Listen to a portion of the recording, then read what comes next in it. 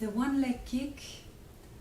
On continue notre exploration du soutien de la ligne superficielle antérieure ou antérieure superficielle.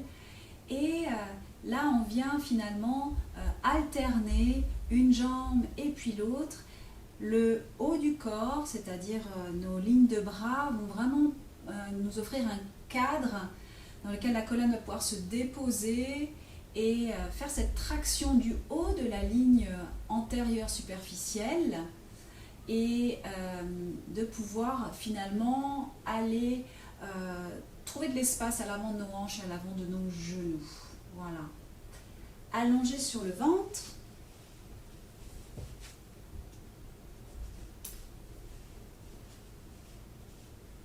Et même chose que tout à l'heure pour le swan, je viens aller déposer mes côtes le plus loin possible. Donc j'utilise mes mains pour les déposer les basses côtes à l'avant de mon corps le plus loin possible. Et pareil, je vais avec mes orteils, je repousse mon talon et je viens décrocher mon fémur.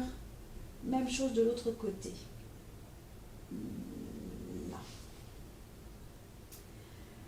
Ici, ce qui va nous intéresser, c'est de se dire, est-ce que c'est vraiment mes extenseurs qui s'engagent, c'est-à-dire mes extenseurs semi-membraneux, semi-tendineux, biceps fémoral, et il y en a un qui nous intéresse parce qu'il est 3 fois plus fort que ceux-là, c'est l'adducteur magnus, le grand adducteur.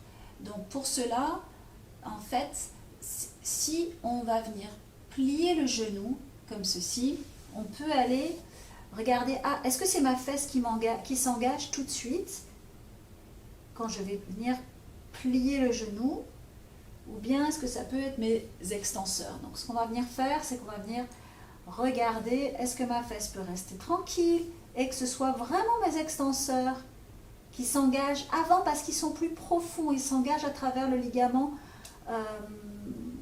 sacro-tubéreux et se connectent au fascia du sacrum. Donc il est sous nos grands fessiers, sous nos fessiers.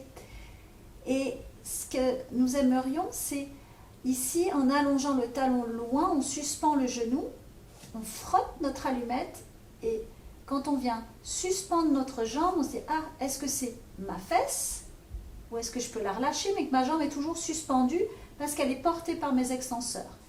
Voilà. Donc, ici, est-ce que ça peut rebondir? Il n'y a pas la fesse, c'est bon, j'ai une communication avec mes érecteurs spinaux directs. Je n'ai pas la barre des fessiers qui s'engage. Et si c'était le cas, vous pourriez faire une rotation interne du fémur. Et donc là, vous allez désactiver vos fessiers pour aller chercher l'adducteur magnus à l'intérieur de la cuisse. Donc vous pouvez vraiment aller la chercher et d'aller rebondir vers l'autre jambe.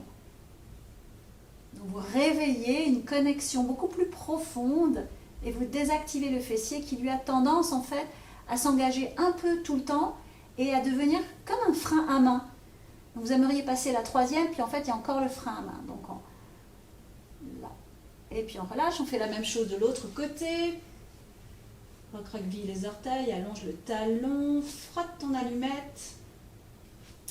Et regardez si c'est votre fessier. Si ce n'est pas le fessier, ben parfait, ça veut dire que vous avez vos extenseurs. Si vous allez chercher un peu plus en rotation interne, vous allez voir que vous pouvez aller avoir votre adducteur magnus et vous pouvez rebondir sur lui. Vous faites rebondir votre fémur sur votre adducteur magnus en tractant la jambe loin de vous.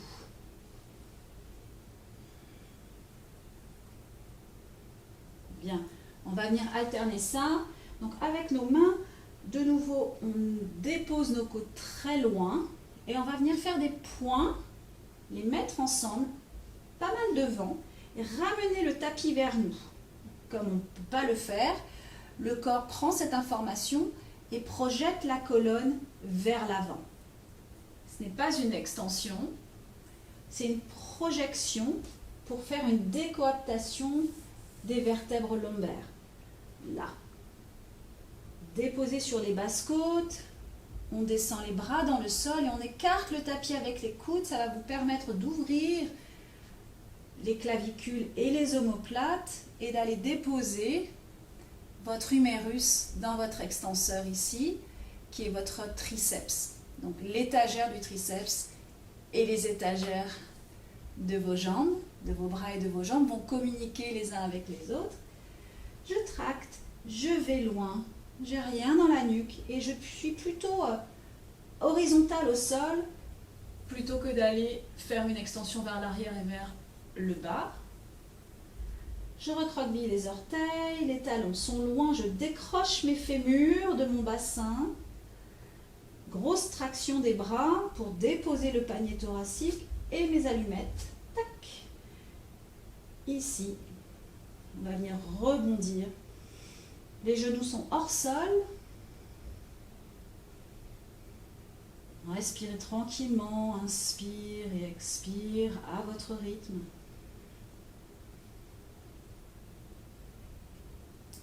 Laissez l'intérieur de vos jambes, les petits trochantères s'allonger vers vos gros orteils. Laissez vos grands trochantères, l'extérieur de vos fémurs, vers vos petits orteils.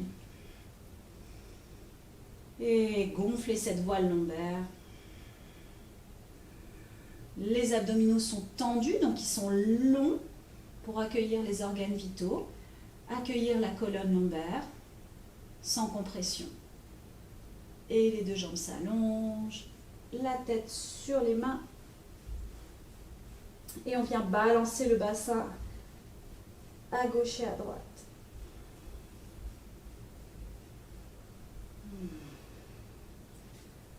Repoussez le sol. Inspire. Déposez sur les talons, le front à terre. Et de nouveau, on vient bercer le coccyx, le sacrum, et ça vient faire une onde, une ondulation des lombaires, une ondulation des thoraciques, une ondulation des cervicales. La conséquence, c'est que la tête vient rouler à gauche et à droite.